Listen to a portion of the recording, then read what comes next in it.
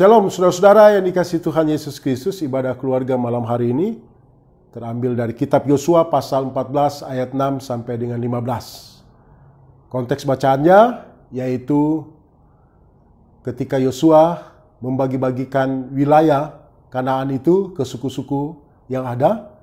Kini seorang yang bernama Kaleb bin Yefune juga meminta bagian. Dasarnya karena Tuhan telah menjanjikannya dan itu disampaikan melalui Musa. Dan hal itu diketahui oleh Yosua. Dan saudara-saudara yang dikasihi Tuhan, kita mau belajar beberapa hal dari peristiwa ini. Yang pertama, bahwa Kaleb bin Yefune, dia meminta bagiannya itu bukan karena ada sesuatu yang menjadi ukuran dari dirinya. Bukan karena dia baik, bukan karena dia hebat. Tetapi nyata bahwa itu adalah janji Tuhan. Setelah dia melakukan hal yang jujur, hal yang benar di hadapan Tuhan. Ketika dia memberitakan, menginformasikan tentang tanah Kanaan itu. Walaupun tanah Kanaan itu ada raksasa, ada orang-orang hebat, ada orang-orang kuat yang sulit rasanya dikalahkan. Tetapi ia menyampaikan bahwa ia berpegang pada janji Tuhan, bahwa Tuhan yang akan memberikan tanah itu. Tuhan yang akan menyerahkan dan menghalau para musuh-musuh suku-suku yang ada pada saat itu. Itulah kemudian Tuhan melihat dan memandang sikap hatinya, kesungguhan dirinya, berpegang pada janji Tuhan itulah. Kemudian ia mendapatkan bagiannya. Di sanalah kesetiaannya sesungguhnya dalam dirinya. Yang kedua, kita belajar daripada Kaleb saat ini, yaitu bahwa mungkin kalau kita baca saat ini merupakan hari ulang tahunnya, dikatakan 85 tahun hari ini. Bahwa umur 85 tahun itu ia meminta suatu, katakanlah sebagai hadiah kepada Yosua untuk ia tinggal sesuai dengan janji Tuhan di satu wilayah. Tetapi tanah yang ia inginkan adalah tanah wilayah di mana suku-suku bangsa yang lain tidak mau tinggal di situ. Sebab suku-suku lain takut dengan wilayah Hebron itu. Di sana ada suku Enak.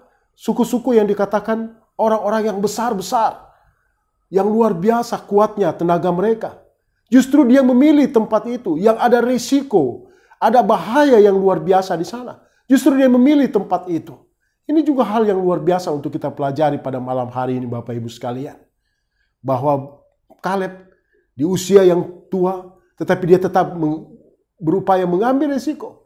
Dan saat yang sama risiko ini bukan sesuatu yang tanpa pertimbangan. Tetapi dia melakukannya itu saudara-saudara. Karena dia berpegang pada janji Tuhan. Dikatakan dalam ayat yang ke-12, di sana katakan, mungkin Tuhan menyertai aku, sehingga aku menghalau mereka seperti yang difirmankan Tuhan. Jadi dia siap menghadapi orang-orang Enak itu. Orang-orang yang yang sangat menakutkan itu. Dan karena itu ia berpegang pada firman Tuhan. Dia berpegang pada janji Tuhan. Bahwa Tuhan akan menjaga, melindungi, menolongnya setiap saat. Bapak Ibu yang dikasihi Tuhan dalam Kristus Yesus.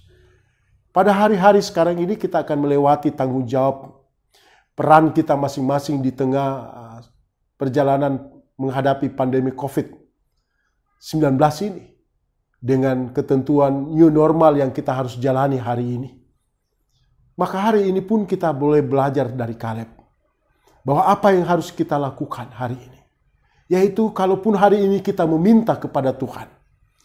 Kita harus berpegang pada situasi, hati dan pikiran kita yang senantiasa ada dalam ruang kesetiaan.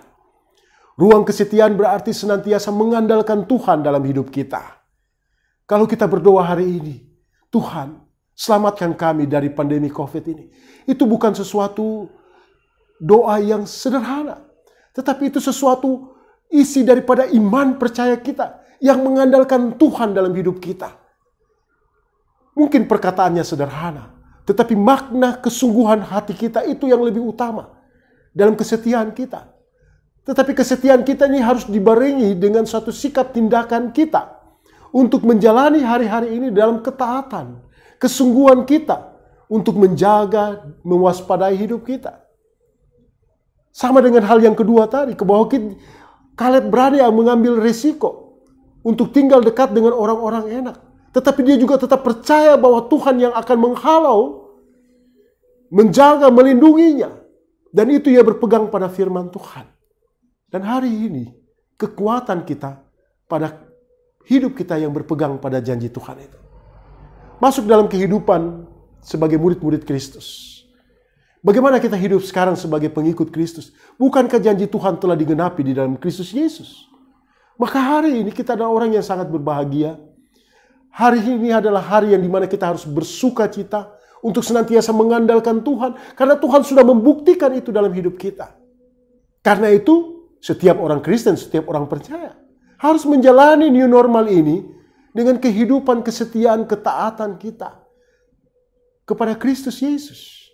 Karena kita percaya Tuhan akan melindungi dan menjaga kita dalam situasi apapun hari ini. Biarlah keluarga kita, rumah tangga kita, pekerjaan kita, dimanapun kita berada, kita selalu meminta dan berdoa, mohon Tuhan menjaga dan melindungi kita.